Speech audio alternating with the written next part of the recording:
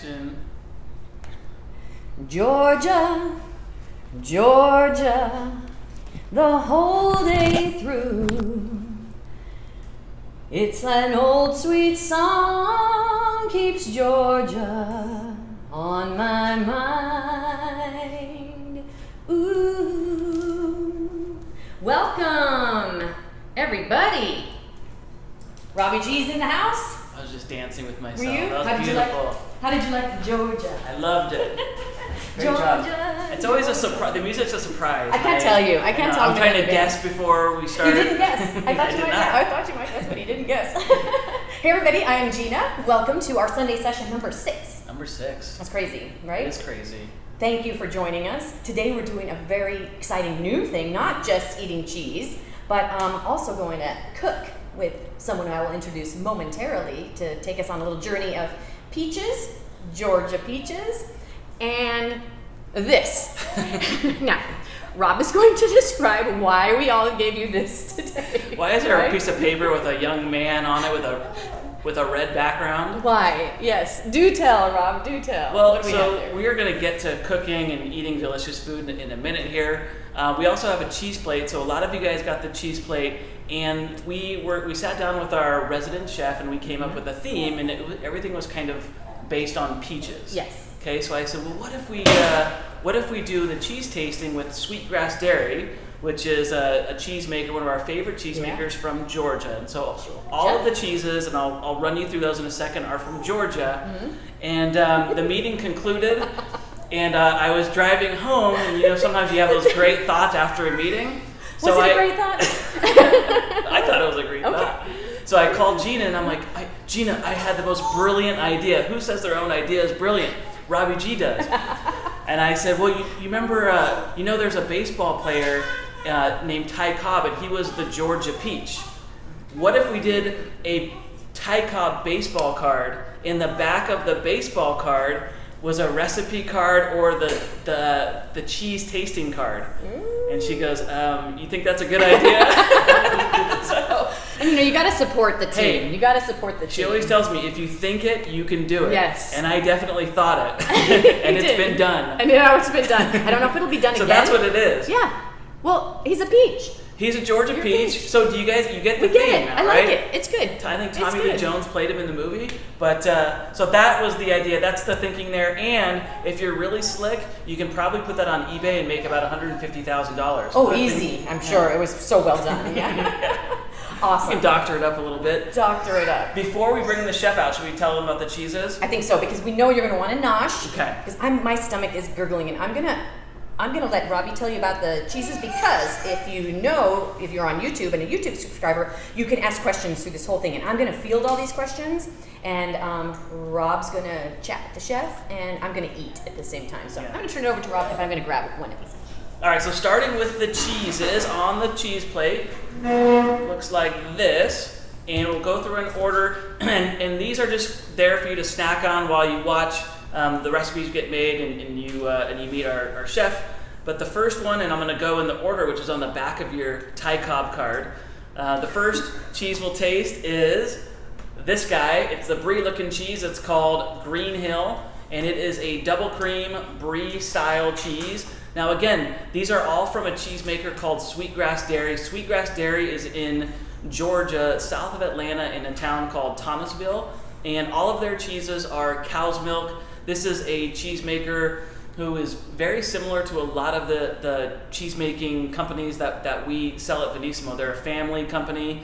It was started by a couple in 2000. They sold it to their daughter and their daughter's husband in 2005. And they kind of took it over, so it is definitely a family affair. But their first, and I would say their flagship cheese, an award-winning cheese, is that Green Hill. That is named for the dairy where the milk comes from. So the milk comes from the family dairy, and it goes to the cheese-making facility. And the farm is called Green Hill. Make sure I get that right. The second cheese is the Thomasville Tomme, and it's this harder cheese, and they're in these little triangle wedges. And again, it's cow's milk. that is a Basque style cheese, and that is to say it has that kind of medium firm texture where most of the traditional Basque cheeses are sheep's milk. This one is cow's milk, but it has a natural rind like a Basque cheese, and they call it a kind of a table cheese. So this is a good snacker, fairly mild, but judge for yourself, play around with that one. The third cheese, and the funkiest one, of course, is going to be the blue. Notice we always save the blues for last. Of course, going back to the Thomasville, named for its place. Green Hill, named for the dairy. Asher Blue is the name of the blue cheese. That's the name of one of the children of the cheesemakers. It's one of their sons' names. So I don't know why the other kids didn't get a cheese named after him, but this is the Asher Blue, and it is a natural rinded cheese. The rind looks kind of funky on it, but I would definitely try that. And it's going to be kind of funky and salty. Probably going to be a really fun pairing with peaches tonight. So without further ado, drum roll to our chef and monger, Nate Gibson. Bravo! And you know why we invited Nate? Why do we invite Nate? Because he's a peach. Nate Gibson. Nate came to us from Juniper and Ivy, and we did business with him for a long time before he came onto the Venissimo team.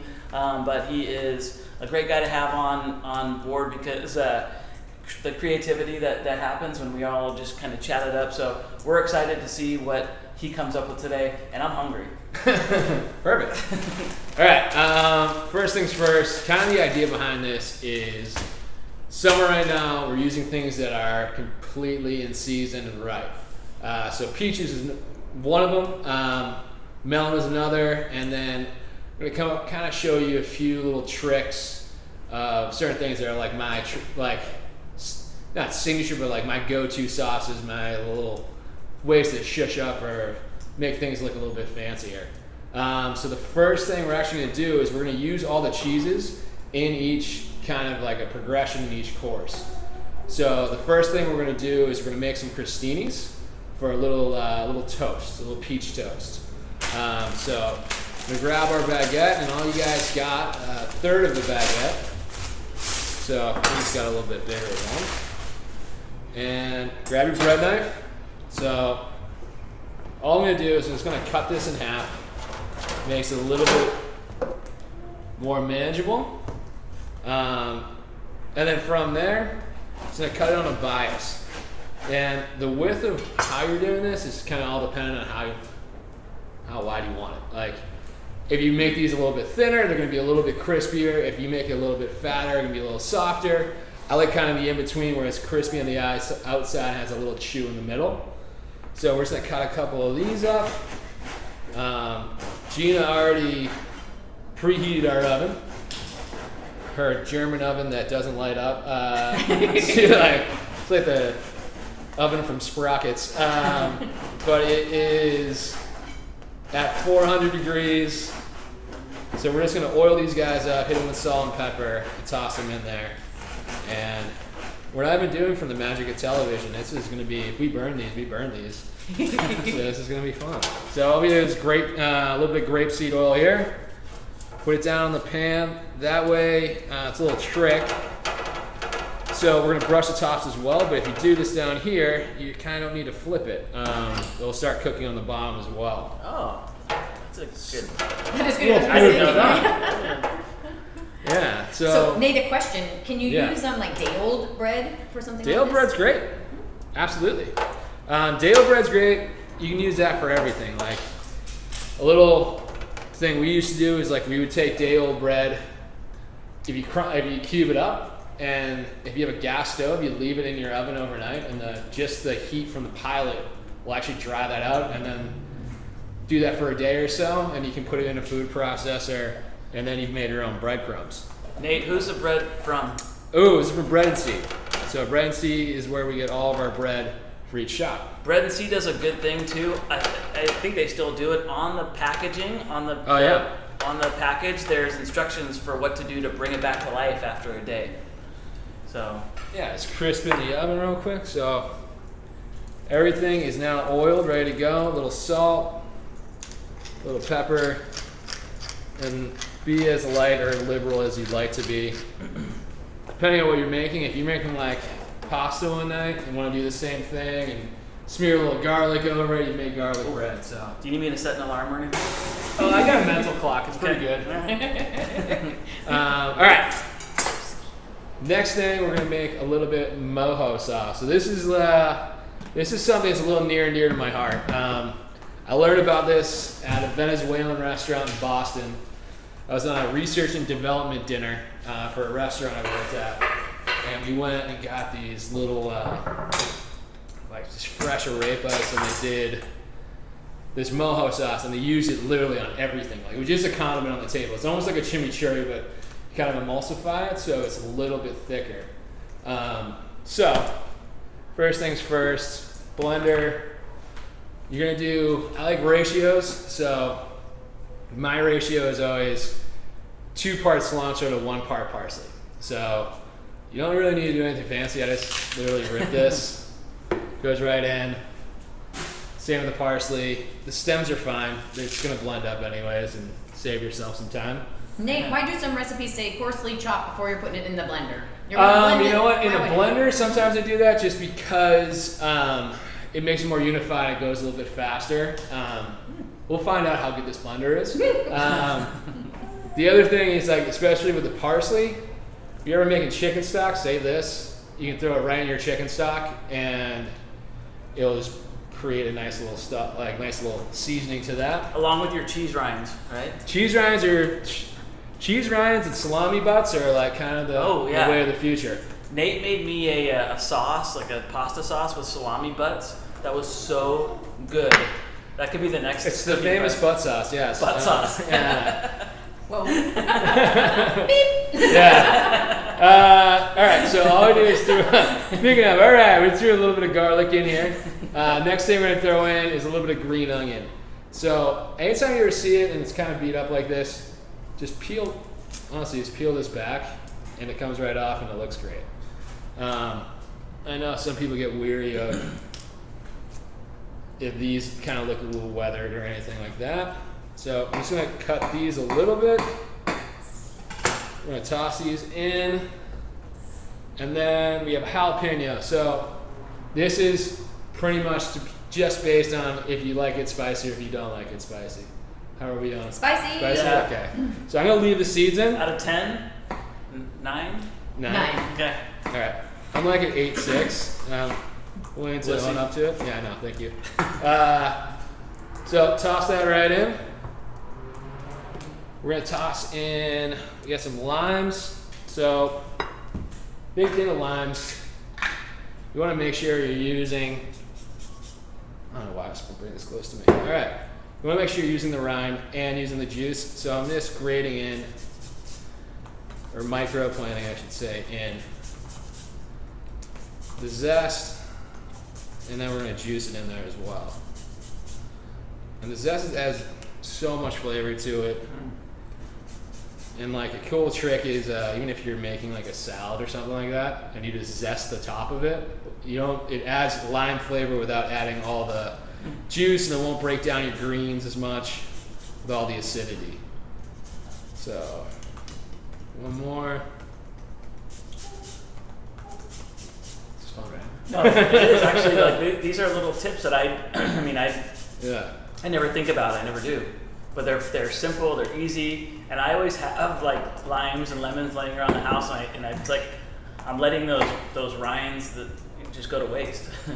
Yeah, if you actually, fun fact, if you have a knife that's a little rusted out, cut a lemon in half, dip it in salt, go around your knife, and it'll kind of take off the patina on it.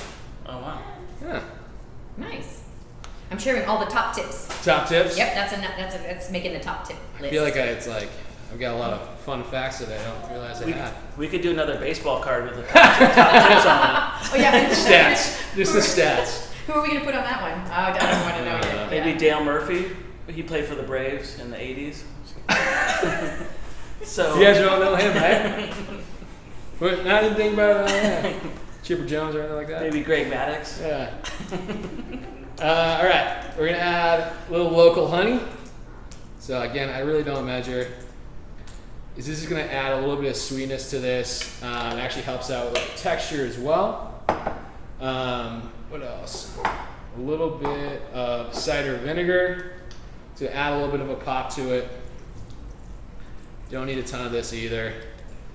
And salt. So kind of the wild thing is this sauce is traditionally made in mortar and pestle. So like this was ground together, and we're not going to do that because we don't have to. Come on. So I'm using a little bit of salt. So the salt actually helps break everything down. Season, tastes good, but like they used to use salt so that way it would make everything into a paste.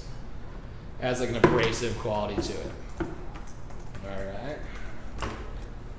So it's gonna get loud. I think this will work. All right. Looks like it's working. So, drizzling. This is what this thing does. You take this out, and that way you can just drizzling oil.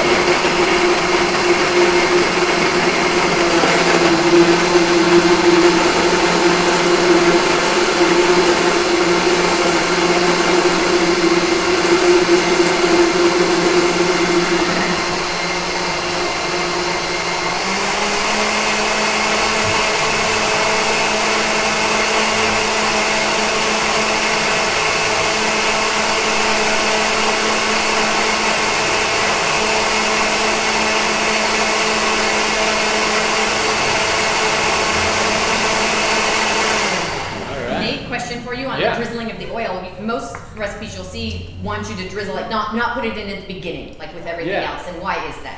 So you want to control the amount of fat you're adding to this. Also, that's a lot of times why it's going to break. If you ever see your vinaigrette break, it's because either you've added too much oil or you added it early on and it didn't really emulsify in there. So that's why I like to add it at the end and turn our crostinis, but I like to add it at the end so that way I control kind of the destiny of the sauce. All right. When you say break, what does that mean? If you ever see a vinaigrette and it has like oil and vinegar kind of going, everything, it's not one emulsified kind of thing brought together, that's kind of what we mean by breaking. So I'm going to give this a little bit of taste. Mojo? Mojo. Mm-hmm. Looks like Mojo, but... It does look like Mojo. Yeah, a little Mojo. But Mojo. All right, so I'm going to give this to you guys. So this... Also, thank you. You can use this as a marinade, you can use this with fish, you can use this with pork, you can use this with steak, anything, vegetables. This is like your universal sauce for whatever. Just leave it on the table, fine, mix it with mayonnaise, makes great sauce. So, this is all done. That is, okay, I like the sweet, the honey. Yeah. I get definitely a little bit of honey. Mm-hmm. Yeah. I get the acid too, for sure. With the vinegar. Yeah. Salt for sure. Question from Jason. Say hi, Jason. Hey, Jason. Hey, Jason. Can you freeze the sauce, or is there another way to store it? How long could you store it? You know what? I've never frozen this, but I don't see why not. The only thing I will tell you is once you bring it back, it's going to turn brown. That's the only kind of issue. This is, it's so easy, like it's almost better just to make it fresh the whole time. And that's why if it sits for a while, it actually is not going to taste as good. What if the acidity in it? Just from this little tiny, not even a spoonful, just like dipped in the spoon, I got the really fresh cilantro and parsley taste. Like that really comes out. So I don't know. No, you don't. This is like not one. The shelf life on it for me is like a couple days. So you can make your batch accordingly. Also, this probably cost us $1.50 or $2 to make. So a little goes a lot of ways, and you can kind of use it for a bunch of different things. So I just took the Grass Hill and a little bit of Green Hill, and a little bit from sweet. That's why I mixed it up. A little bit of our feta cheese, and all we're gonna do is mix these two together. So the reason we're doing this is we need to have something a little more fattening than just the feta. That way it will kind of mix together on our crostini. So nothing fancy here. Could you, Nate, use a chev, or does it have to be more fatty? You want something a little more fatty because it will make it smoother, and also because it's just easier to incorporate into another cheese. But you can use Chev, you could use another brie, you could use something really stinky if you want to do something. It all depends on what you're making. You can make a savory one, you can make a like French toast one, you can make one that's bananas and blue cheese or what feta did you We used a Valbraiso, so everyone got a brick of that as well. And that's just going to be really nice as far as it's not going to be over powerful in flavor, but it's going to have a good tang to it because of all the cheese milk. So we're going to take a check on the crostinis. Carol, hi Carol. Hey, Carol. Said she made it earlier and there's no way it would last in the house because it would just disappear. And it's so good. Yeah, I would drink that as a shot. That's what would happen in my house too. Yeah. All right, so if you look, I'll put it up for you. I just flipped this guy over, and as I was saying, it's kind of getting crispy on both sides. So for speed of show, we're just gonna make one right now. So, Oh, I'm so excited. yeah, Rob, you're gonna have a great time right now. All It's a right, tough job. put this here. So take a crostini. We're gonna take our cheese spread. All we're gonna do is use our back of our spoon. Spread it. Just like this. And I'm just doing this so it'll warm up a little bit. So Nate also made that pimento that we Yeah. used on one of the plates a couple weeks ago. You know, it's also funny, coincidentally, Sweetgrass also makes a pimento. Oh, really? So Pimento not cheese. It's a real condiment of the South, you know? Yep, it is. When I was in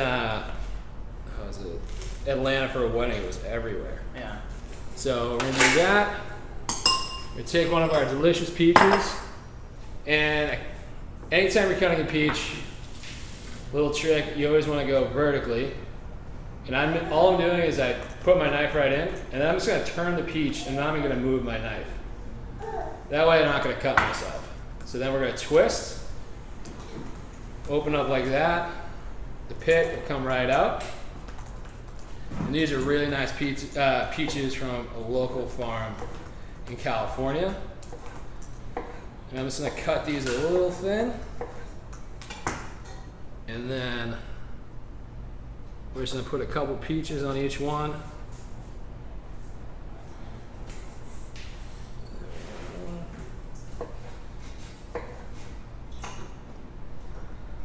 All right. Rob, wipe the drool off the side of your mouth. Can you see me staring at those things like I'm ready to attack? I'm like Yeah. So I'm gonna do a little bit of I'm like salt. a tiger in the wild. Yeah, a little bit of salt on there because you should season everything as you go. And then we're gonna put these down. Oh, we need to get a shot of these. Yeah.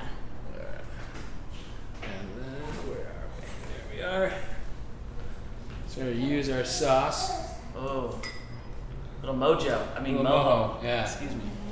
We're just gonna drizzle that right over the top. Oh, look at that color. Beautiful. So this is gonna be really tasty, a little messy, It's okay. but I feel like if you don't have food on the side of your face, you didn't eat something right. Did you make any for Gina? Yeah. Dang. Sorry, this sucks. Gina. Oh. Oh. All right. So step one is done. All right. Yeah, coming in. Fine. Okay, can I have one? Fine. Okay, mojo, peaches, cream. Right? Yeah. I'm already eating. Okay, you're already eating. Are you eating? No, can't talk now. We've gone too far.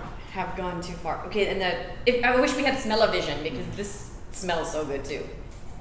It's got Yeah. everything going on. Yeah, Okay. so it's gonna have the freshness from the peach, a little sweetness from that. The actual cheese and feta is gonna be this nice creaminess. It's gonna cut through the sweetness, and also the acidity from that sauce and freshness from the herbs are gonna cut through all of it. There's nothing that this doesn't have. Yeah. Nailed it. Thanks, Rob. Kind of like you, Nate. Yeah, Isn't that something what like that. Does your dating profile say something like that? Yeah. There's more to love, you know? All right, so think of this when we're having a lunch. This is gonna be our little snack to start. And then we're gonna start making this little salad. So the salad is going to be a melon and peach salad. So we went to Specialty Foods, Specialty Produce, and we got all local farmers market melons and peaches. So all I'm doing right now is I'm going to take these green onions, and I'm going to teach you a little fancy way to serve green onions that I had to learn the hard way. We refer to them as chevron onions just because it looks like the symbol. Oh. It's nothing really that cool. It's like they call it an oblique cut. Wait, how did you learn this the hard way? I worked at a restaurant that was very particular, kind of any restaurant. You're very particular about everything you do. Oh, but did we you had to have make these all the time. Kind of an intense chef that you worked for? He was a former military man. Oh. So yeah, it was great. Learned a lot. So we're just gonna cut these onions, and all I do is just cut them on a bias, so they just look like this. Like a super bias. Super bias. The reason behind that is it's going to add dramatic effect, but it's also going to have some texture to it.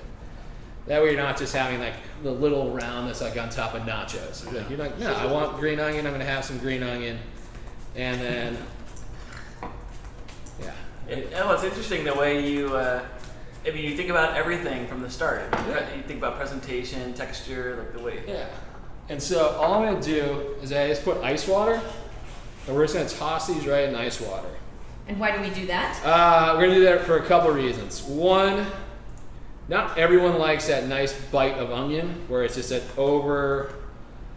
really intense oniony flavor that kind of blows your mouth out. So when you put it in a little bit of ice water, it takes away some of that. It also, when you put these in here, it'll make them curl a little bit, so it looks a little fun if you're presenting them to people. You could do that with red onions, right? Or red onions are great if you want to just shock them real quick. Mm-hmm. You're not going to do that same curling technique, but it's good if you're going to do a salad or anything like that. Always just put them in ice water real fast. It takes the bite right out of them. Mm-hmm. So you get this nice onion flavor rather than like this overwhelming like ammonia kind of thing. I feel like the really strong flavor can kind of take unbalance the dish. Oh yeah, it turns like a really nice dish into like, I'm just not going to taste anything else for a long time. All right, and then this one's going to be a little bit different as far as how we're going to build it. So this is all going to be built because of layers. You guys all got half a melon. I'm going to show you how to do a whole melon real quick. And this is kind of a fast way in which do this how you feel comfortable. So all I'm going to do is I'm going to take a little slice off the top. I'm going to spin it around, slice off the bottom. This is the only reason I did that is so this could stand up. Now I'm not like worrying about falling over or anything like that. And from there, if you want, you can take a peeler and peel off the sides. I got a sharp knife. I'm just going to go around and cut this off.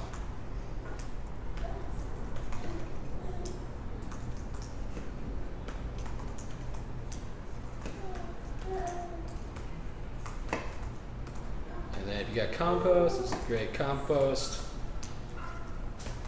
Otherwise, just throw it in the trash.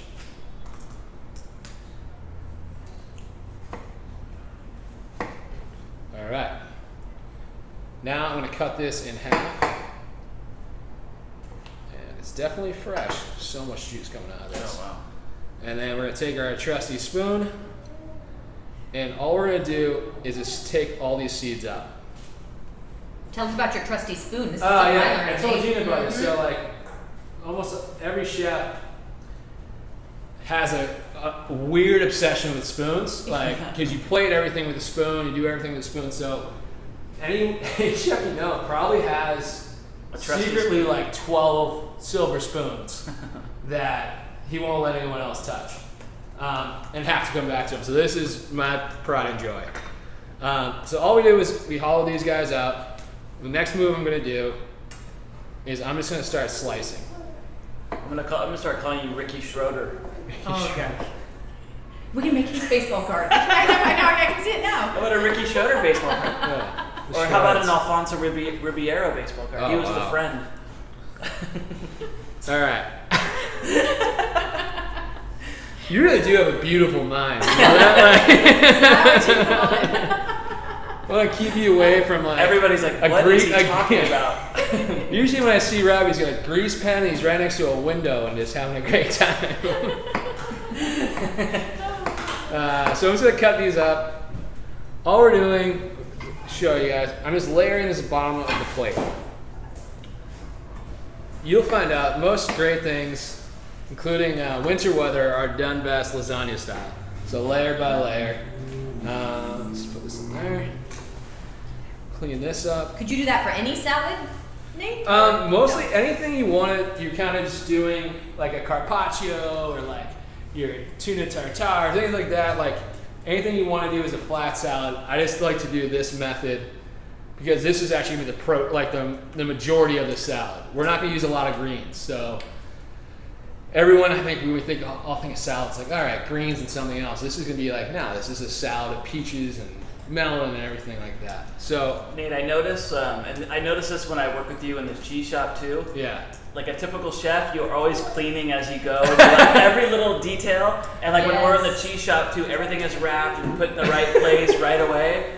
And is that just another chef like habit that you have? So you usually have this this much space to work in. Yeah. So if your space is not clean, it's your fault. Yeah. And it just clean mind, clean head, stay focused. Yeah.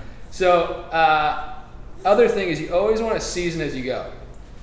Reason behind that is you're not over seasoning at the end. You don't have a situation where the top is seasoned, the bottom's not seasoned, or you have to mix everything out to get everything to taste exactly the same. It's the same and well seasoned through and through. So I'm just doing salt and pepper. And then I'm going to take our peach, because we actually left over. I'm just going to slice that again.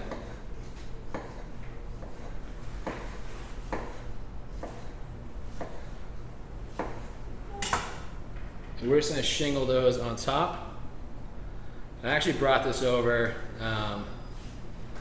to a friend who's actually watching right now, to her house for lunch one day, and it came out really well. So it's nice and refreshing. It's a great summer salad. I got joking around that we should call this series Summer Grubbin', because we're having a blast.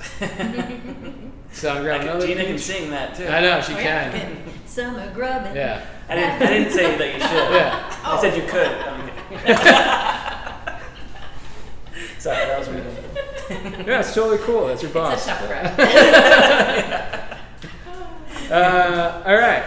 So peaches are on top. I'm gonna put a little more salt on top of the peaches. We season as we go. And next thing we're gonna do is we're gonna add. We're gonna add our greens. So we're gonna take these onions back, and they're nice and firm. They've crisped up. We're just gonna add these right back on top. If you want, you can pat them dry. I'm not overly concerned. These go on top.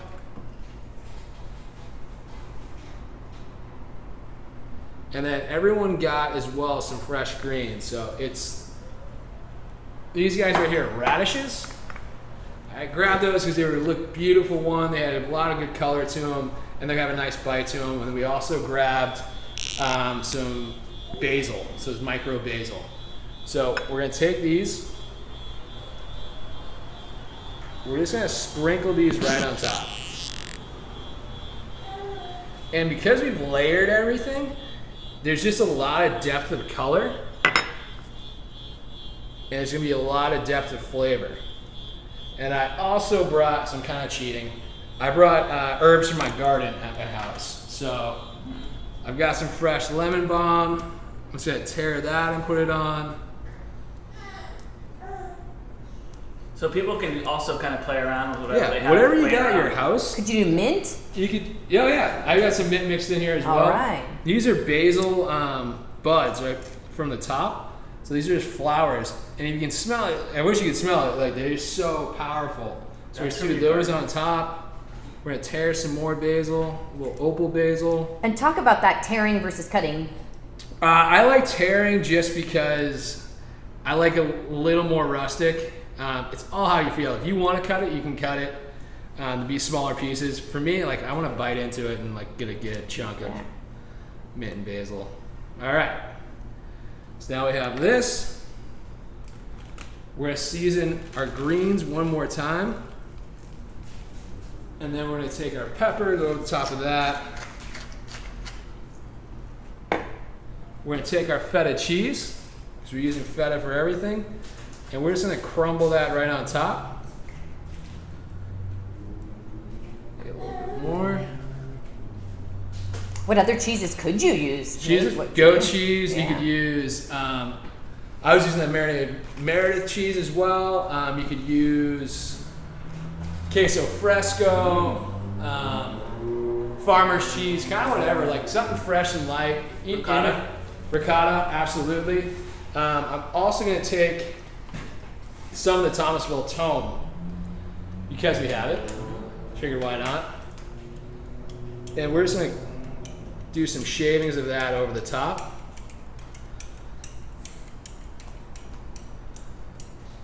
Again, peeler is great for everything. All right.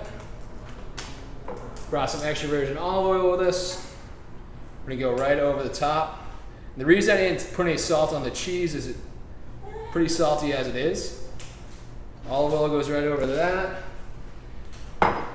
If you want, you can honestly put that Mojo sauce on this as well. It'd be great. I'm using a touch of balsamic. It's a little bit of aged balsamic vinegar, and I'm just gonna go right over the top of that. I've discovered that my definition and a chef's definition of a little is very different. It's a little. I need to do more. It's a little in all the little spots, so it's just a little. That is stunning. All right, and so it's like one of the easiest salads to make. You didn't really have to do all that much, but it's all gonna seep in with itself. Like if you have a lemon, you could squeeze lemon. You could do some lime juice or some.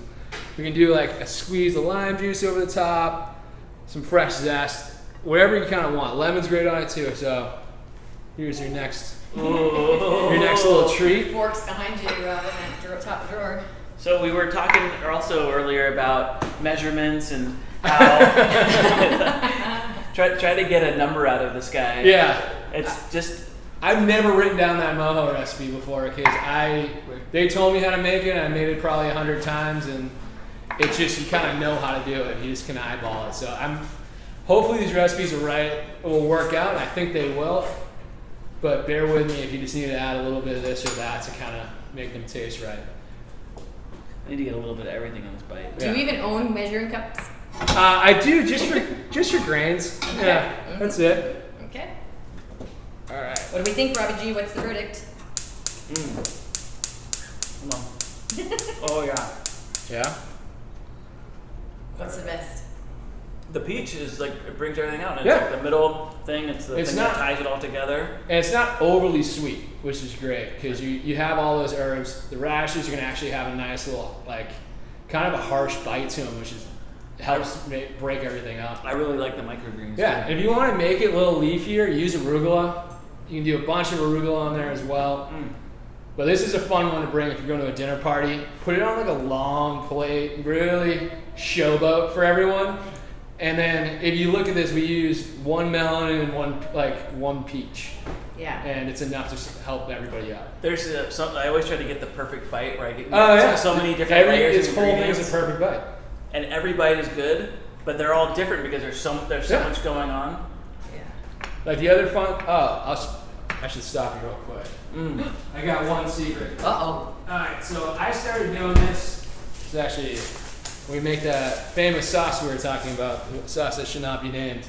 I take from the shop all of the salami ends home.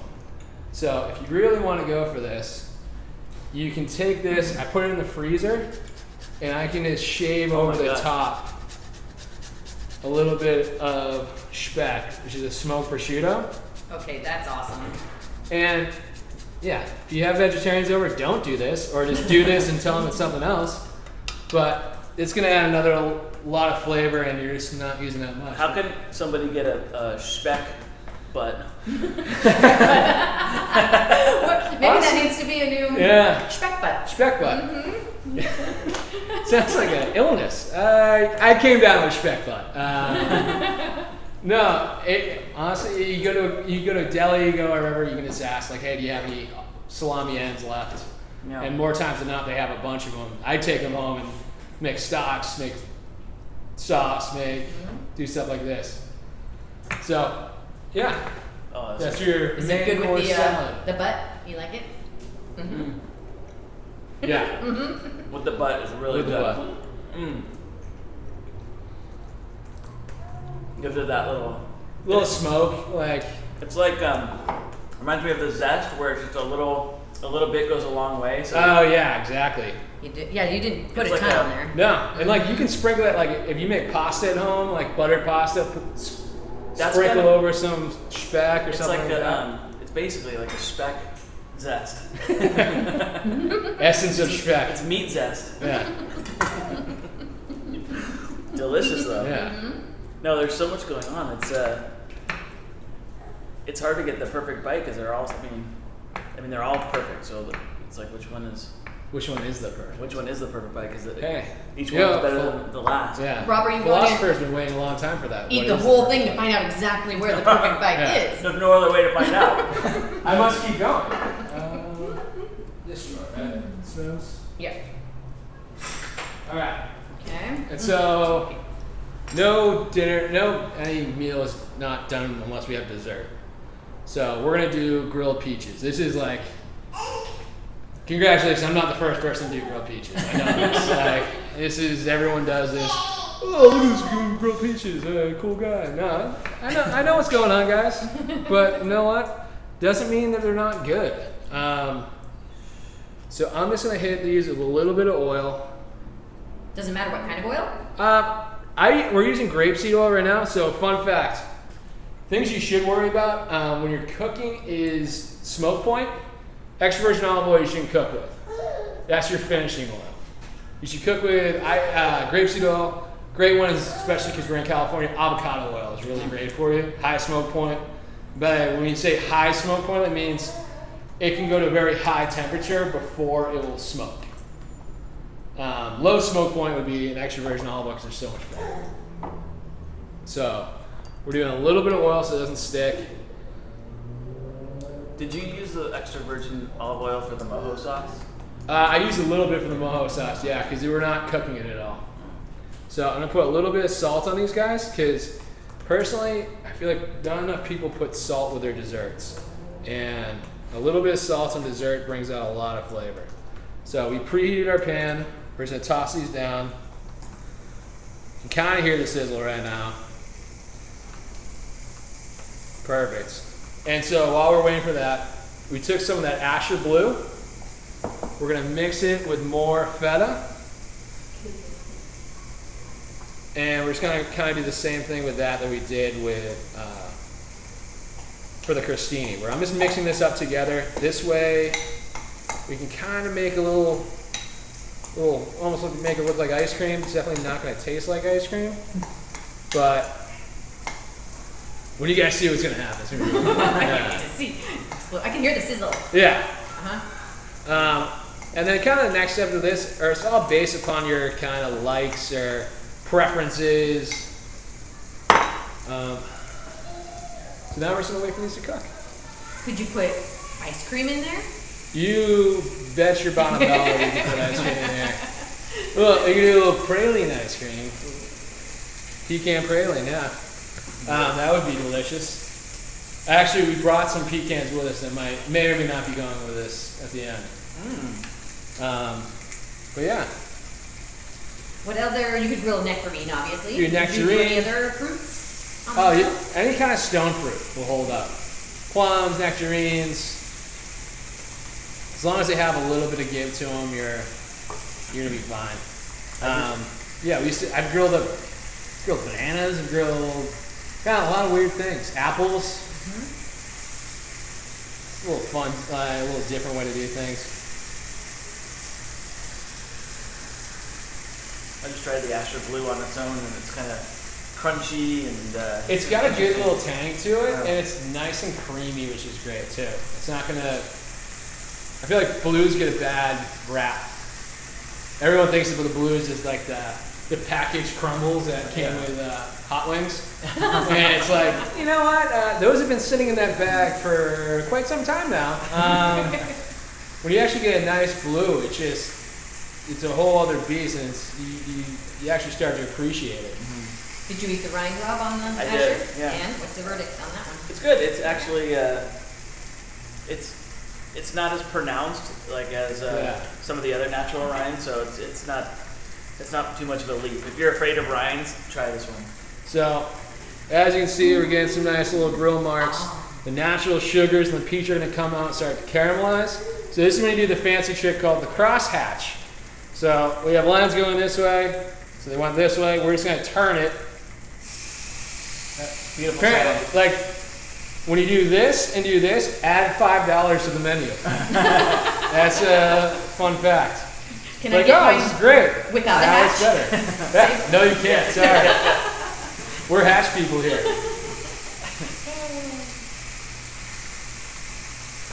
Tell us where you worked at Juniper and Ivy. When I moved here out here, in town. Yeah, in town I worked at Juniper and Ivy. Was there for almost 4 years. Worked with you guys for a year. Cheese Store San Diego for a bit, but before that I was in Boston working at a bunch of different restaurants and culinary school and all that stuff. So went to San Francisco, worked at a few restaurants there, and yeah, it's just great because you're doing a lot of traveling and you meet a lot of the same people, but a lot of really diverse, interesting people. So one thing I love about the hospitality industry, it's an industry that is a global thing. So hospitality doesn't have a language. It's just it's what it is. What's the best part about being a chef and the worst part about being a chef? Best part? I'm not a computer guy, so for me, I have to be doing something with my hands. You get to work with people, so like, I know, imagine your day, like a lot of people spend behind a computer for 12 hours a day. As a chef, you're working with people, and you're working, and you're looking at them, you're seeing what everyone's doing, you're hearing the sound of a pan, smell the smoke, if something's burning, kind of all that, you get to use all your senses, and the last thing you do at the end of the night is go on a computer for about 30 minutes. That's it.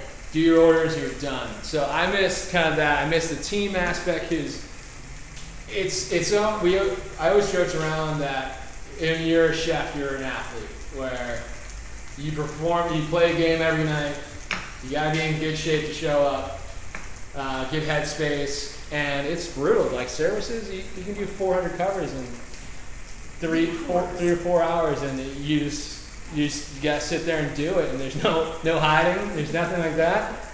But clean up with your team, you have a drink with them at the end of the night, and then good or bad, it's gone. Come in the next day and go and do it again.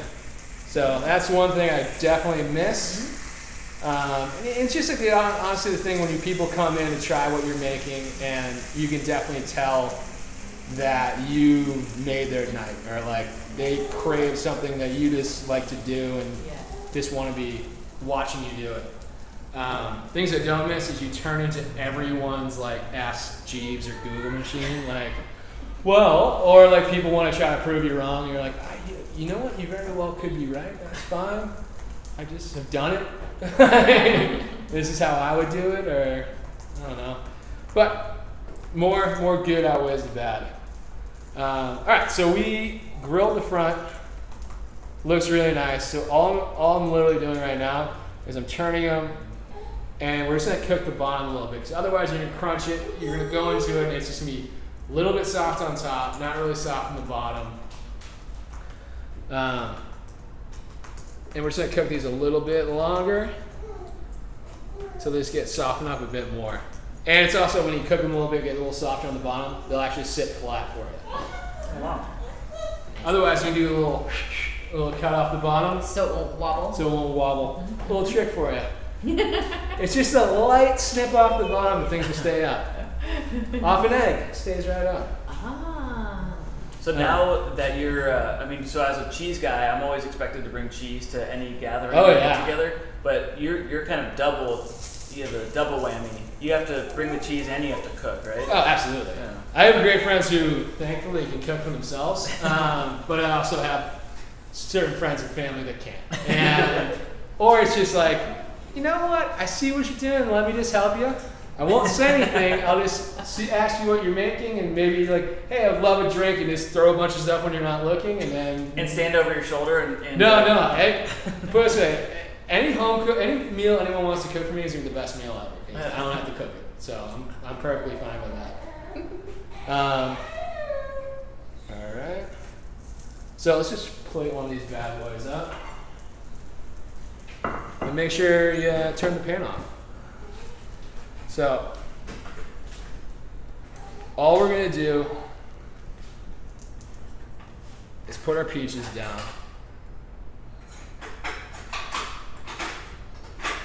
I'm gonna take a little bit of our mixture. If you want to be real fancy, I guess we can because we are.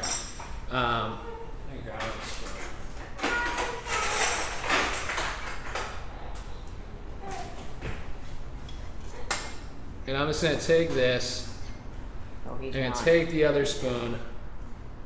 We're just going to put this right in the middle. Some people call it a canal, where they scrape around. I'm not going to do that. That's what I thought you were going to do. I'm always going to do a canal. It's not going to come out that great. Your fancy canal talk. Yeah. Did you go to canal? Yeah. I've been to Amsterdam. They got a lot of canals. Oh, but I'm bummed. Yeah. I got a good friend, Manny Bernard, who went to Canal University.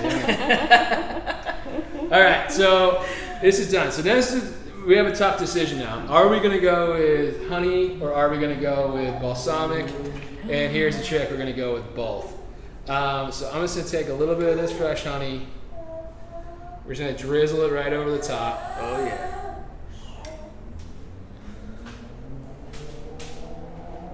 Could you use agave? Would you use agave? You could use agave. It's going to be a lot lighter. Mm-hmm. I like honey just because it's going to have a little bit more flavor to it, in my opinion. Agave's great. It's going to be a little thinner. So we're going to do a little of this. We're going to do a little bit of our balsamic. Rob's going to leap over there and grab one right off the plate. I know. But it kind of looks like a sundae. It does. We're almost done with this. And we have some fresh pecans. So these are glazed pecans. So I'm just going to literally just break these up a little bit. Oh, yeah. I got crunch. Nice. You're prepared. Yeah. I'm ready to pounce. Ready to attack, yeah. All right. Done this. And then another secret. We also gave you guys all chocolate bars. Ooh. So I took the pretzel toffee twirl, and what I'm gonna do is just take a chunk of this, take our trusty peeler, and we're just gonna take that and shave it right over the top. We have an excited baby that wants to eat too, I think. Yeah.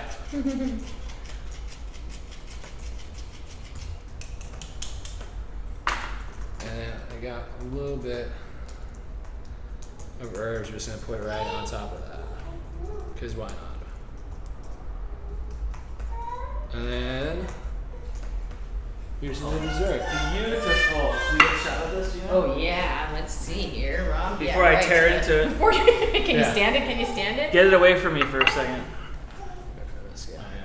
Oh, what herbs does it matter? You can use mint. You can use basil. Kind of whatever you're feeling. Mint's great. Just that's the classic with the sprig on it and everything like that. Rob, again. Yeah.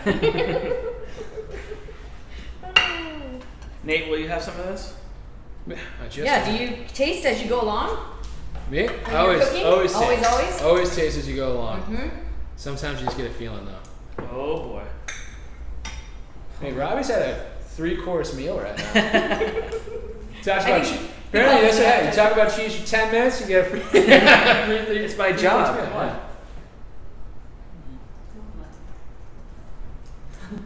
Divine. Is it good? Oh yeah. Oh, look at the side of it. Yeah. Here, let's move it. I got the nut. I totally taste the blue. Yeah. With the peach, you got everything. Everything going on. And these are all just really Chocolate. really nice, easy things that, big part about it, these will impress the crap out of all your friends. Yeah. Like, you are going to look like, not look like a slouch in the kitchen at all if you bust these out, and they're so easy to make. Oh. Amazing. Do you get the smoke like the char from the char? Everything. Salty, sweet, the hot contrasting with the cold. Yep. It's got everything. And it's kind of nice, almost like ice cream's great too, but if you're doing the hot and cold too, if you use cheese, it's not going to melt as fast. So that's also another little. This is a good alternative to the ice cream if you have more of a savory tooth. Yeah. I mean, this is. You don't want it overly sweet. This reminds me of being at the counter at J&I and heckling this guy on a Friday night. I'm sure he loved that. Yes. I was that person. Thanks so much. Yeah. That's great, Rob. Let me keep talking. Yeah. I was that person. No, you're the only one here. This is great. He was working for me that night. Yeah, true. I was. Oh my gosh. Well, that is stunning, Nate. Do you have a favorite, like, of all the dishes? I don't. They all deserve their own spot in the sunlight, you know? Yeah. What are we going to do with the rest of the mojo? Rest of the mojo? It's all for you guys. You can keep it, but this is the great part. Is like, again, use it for anything. In the morning, you want to put some on eggs. Put it on eggs. And then, like, if you want to marinate salmon in there, it's great. Grill that up. You want to put chicken in it, grill it up, great. Always save some on the side so we can put more on top. Like, I brought this over. We made carnitas and we used that on top. We also grilled up some. I learned this when I moved out here. Tri-tip is a big thing here. So we grilled a bunch of tri-tip, put that right over the top. You can also marinate in there. Salads, anything. Is there anything it doesn't go with? No, that's actually a real life fact. It's a MacGyver sauce, really. It just helps everything out, you know? Yeah. So that you can do with that. Kind of everything here is either based off of things that are left over, or you can kind of scrounge together. I don't know. It's all the crostini left over, turn into breadcrumbs, turn it into croutons for your salad, or just force yourself to eat all of it. Yeah. I have a feeling it'll be gone so quick. Rob's here. Oh yeah, we're gonna tear into it. And all the ingredients are not very expensive. I mean, the most expensive thing is the cheese. But yeah, aside from that, it's buy local, like bread and veggies. Yeah, all like the peaches, the herbs are from my garden. The peaches and the melons are all from California. Like, support the local guys. Go to a farmer's market. They have all this stuff in season. Any farmer's market is going to tell you what's happening right now and what's fresh, where to get it, and the fewer miles it takes to get there, the fewer hands that have been touching it. It just makes it all better. Good. Beautiful. Yeah. Beautiful. Well, we have Chef Nate. If you want to meet Nate in person, come to Mission Hills any day, because he's there lots of the days. Yeah. And ask him a ton of questions, because he loves to answer all the cooking questions. Absolutely. We learned. It's really, I get a lot of, what do I need to make macaroni and cheese? Or like, if I want to make this salad, what do I... Love answering this. Yeah. I was like, I know that's me. I do that all the time. That's actually Hey, how the pimento started. Hey, what should I do with this Glazed? I can make pimento cheese. Yeah. Bing. Yeah. That's kind of like the brilliance of it is like it's almost like Nate's like those apps where you just spit in like 5 ingredients and Nate will give you a dish. It's like whatever 5 things you have left in your fridge, just tell me. Yeah, that's perfect. I love it. That'll be, maybe that's a upcoming one. We'll get We should do some kind of game show or challenge. Yeah. They should come up with those. Like call it Chopped or call it something like that. I know. I'm gonna get a text later. He's gonna say, Gina, this is what we should do. This is the baseball card we should use for that one.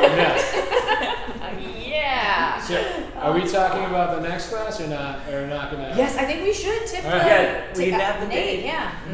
All right. So, fun thing for next time is we're gonna teach you how to make a dish from start to finish. We're gonna talk about risotto, which is a fun fact, and we're calling it way too many truffles. Is there such a thing? There is not. It's beautiful, fun fact. So we're going to see how to make ricotta a little bit. We're going to use all the parts of the ricotta. We're going to use the ricotta, use the whey. We're going to use mushrooms. We're going to use truffles. And more truffles. And more truffles, and then when the truffles are done, we'll put truffles on top of it. Yep. Well, you say way too much truffle, but isn't that a play on words? Way too many truffles? You're way too smart for this. Yeah. Whoa, so way cool. On that note, so that one's coming in October. The way too many truffles, because it's truffle season. But next up is Wino Wednesday on the 9th. This time, it's Syrah, Shiraz, and all that jazz. And pizzazz. Pizzazz. I don't know, something like that. It's going to be something like that. There will be no baseball cards involved, but there will be wine. There might be. Yeah, if you guys leave enough comments, you're gonna putting on the Ritz together with a full tap number. Yeah. You see the crap I get? these harebrained ideas I have. That's what happens. Hey, but they still let me do it. Yeah. Spend one day up here, folks. Yeah. Good luck with that. Good luck. Thank you, everyone. Again, Nate, Thank you, RobbyG, Nate, especially. see you all, and thank you all most importantly. Take care, eat cheese, be happy. Ciao. Bye, everyone. We love y'all. Happy Sunday. Mwah. Keep going on the wrong street. Where's the dance? Oh, we didn't get Nate dancing. So 36 people.